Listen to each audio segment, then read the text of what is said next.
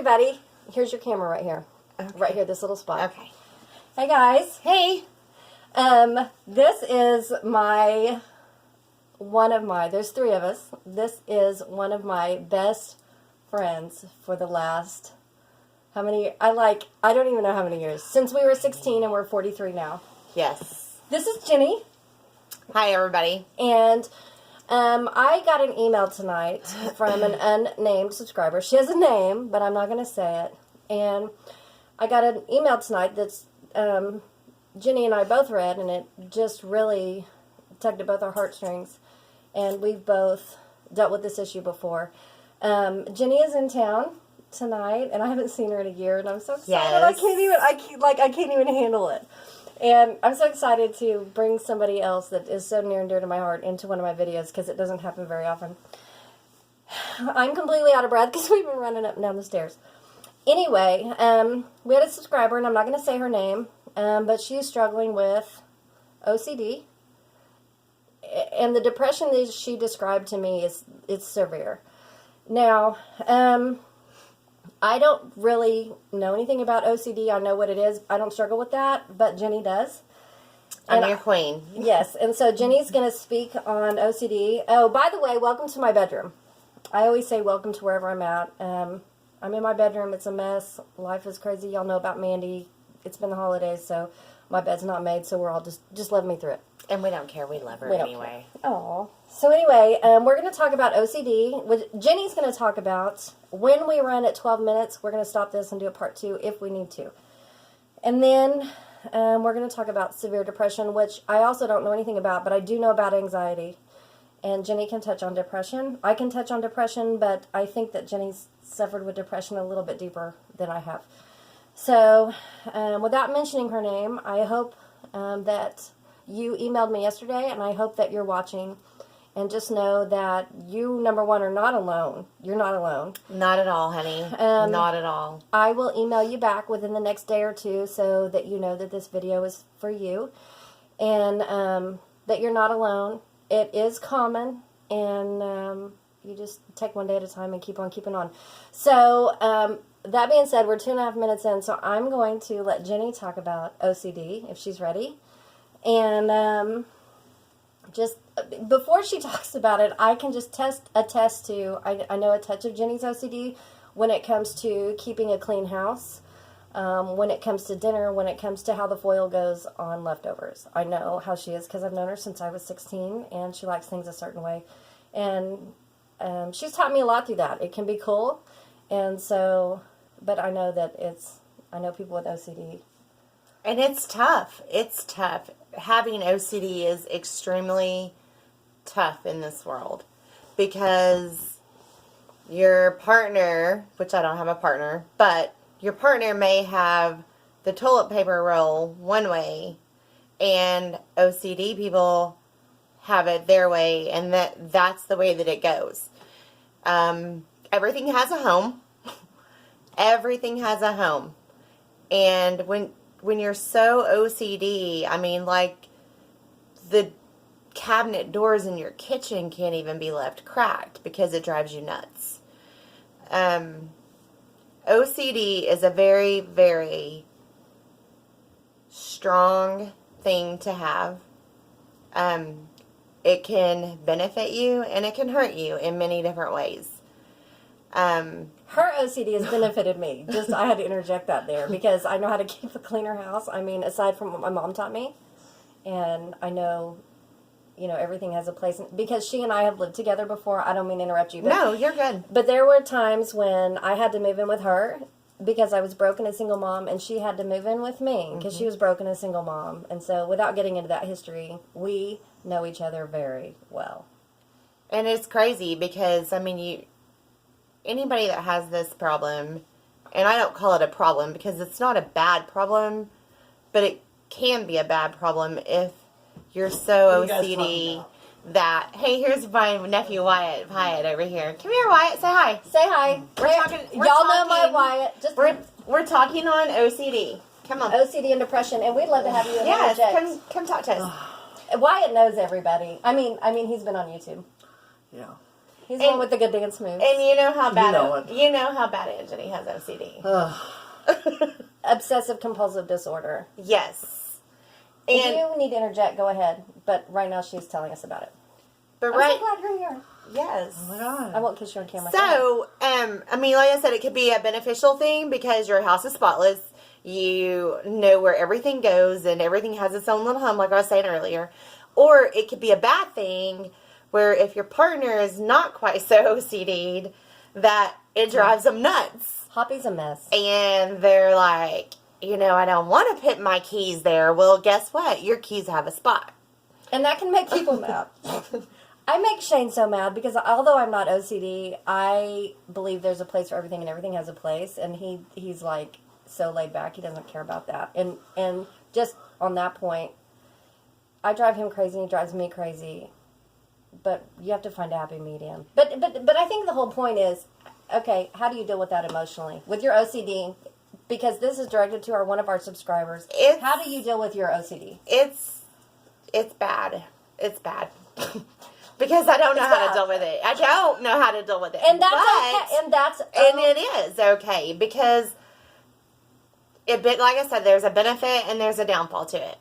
I just recently moved back in with my mom a couple of months ago after a big nasty separation from a ex-boyfriend that I had that was not healthy at all. And my mom has 3 teenage boys that are my nephews. And it's always been my mom and the 3 boys. So they don't understand. I mean, they understand OCD, that I have OCD, but they don't understand all of the stuff that goes with it. So they come in and they see her like this cranky lady. And she's really not. She just has her way of doing things. They do. They're like, right? Gosh, Aunt Jenny's coming in the house. But her mom will take that and use it to her benefit. Because her mom's like, y'all need to get stuff done because Jenny's going to come in here and whether you like it or not, it's going to get done. And that's not an ugly thing.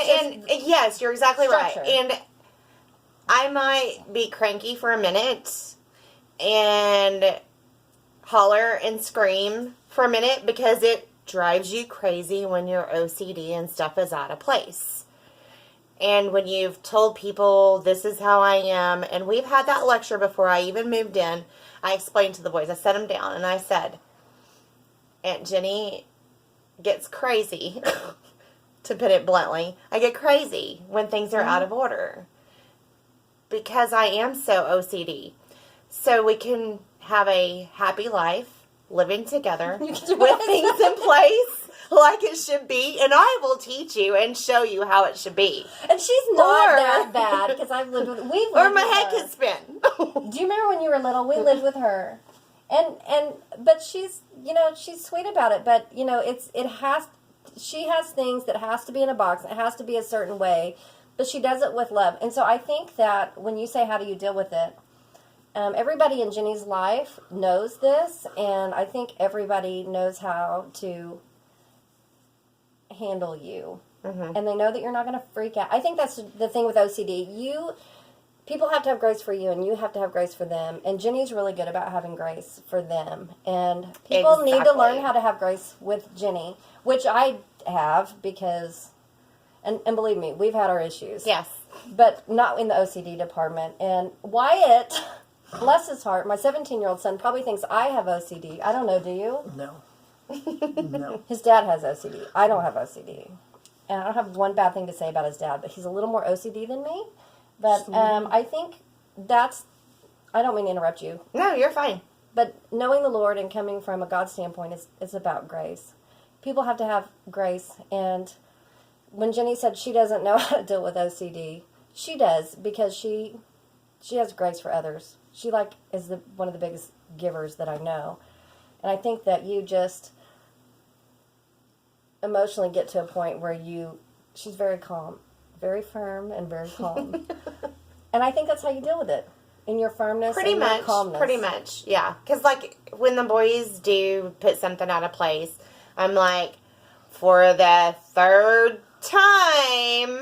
But you don't, I mean, you tell people that you get crazy, but yes. really you don't. You're full of... I mean, I don't get like psycho out there crazy. No. But it does. When you walk into, okay, for instance, don't your leave when you kitchen. do the next yeah. video. Yeah. For We're the doing depression kitchen. next. For the kitchen, Mine just is for right. instance, for the kitchen. When you walk into the kitchen and you have things opened, and to an OCD person, everything has its own home. Everything needs to be shut away. And if it's not, it does. It strikes a nerve, and it does something to me. I don't know what it does, but it does something to me.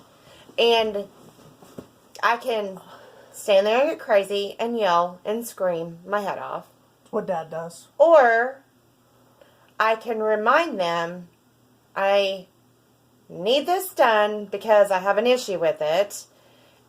And then I go ahead and do it. Okay, so in that, right there, in that, I think the advice that she's pulling, that I'm pulling from what she's saying, is recognize, one, that you have OCD. You have a problem, and it's okay to have that problem. And number two, you need to understand where other people are coming from with your OCD. Because not everybody is OCD. And they don't understand. That's okay. Yeah, and they don't know where you're coming from. So when you get trippy like that and you start OCDing out, you come to a place in your mind where you're like, they don't get me.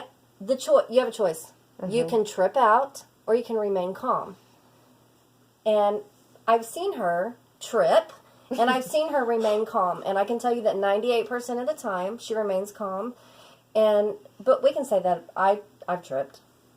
Believe me, this one tripped. We've all tripped out. Wow. But in what you just said, I think it's making a choice. When you're having that OCD trip, realize you're having it, and then recognize how other people are feeling in the moment of your OCD. And that's just it. Not, like you said, not everybody is OCD, Amy. Nobody is like me. I'm not like you. We're not like Wyatt.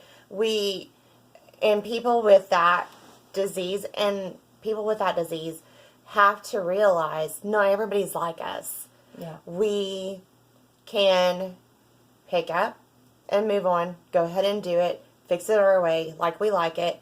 And guess what? The next time I go sit on the toilet seat, the toilet paper roll is going to be backwards. But guess what? It's okay. So it's all about... Swap it back over. It's all where about it belongs, grace. where Okay. we think it does. We're at 12 minutes, and so, I mean, in a nutshell, that's our OCD. I don't mean to interrupt you. We No, could no, sit no. and talk for hours. Jenny Yeah. and I and Wyatt, we could sit and talk for hours. But, I only do 12-minute videos, so that's our short OCD. Comment below if you want some more OCD videos. I'll bring my girl back in, because this is just the icing on the cake. So we're going to stop this. We're going to come back with part 2, and we're going to talk about depression. And I hope that maybe Wyatt doesn't suffer depression, but he knows what it is to have the moments of depression. And Jenny and I both definitely do. So we love you. The Lord loves you more. We'll see you in part 2. Most definitely.